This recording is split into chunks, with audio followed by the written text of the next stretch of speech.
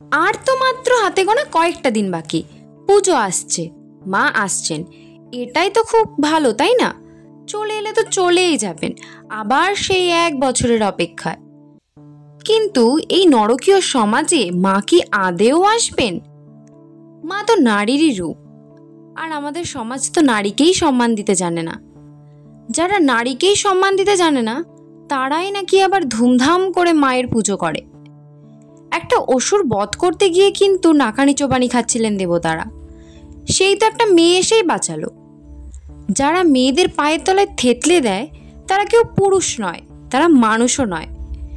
নারীই একমাত্র যারা প্রাণের সৃষ্টি করতে পারে। এর চেয়ে গর্বের আর কি আছে? নারী না থাকলে ভাইফোঁটা হতো না, নারী না থাকলে রাখি হতো না, নারী না থাকলে পৃথিবীটা এত সুন্দরই হতো না, সবশেষে নারী না থাকলে আমাদের জন্মটাই তো হতো না। কিন্তু এই কথাগুলো সমাজের কিছু কিছু মানুষেরা বোঝে না।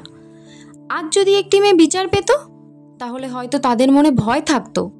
সেই মেয়েটি বিচার পেলে ওই লোকগুলো এই কাজটা দ্বিতীয়বার করার সাহস পেত না।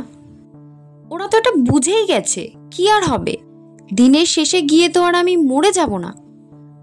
অযথা কেউ গায়ে মাখবেন না। সবাই সুস্থ থাকবে, ভালো থাকবে। নমস্কার।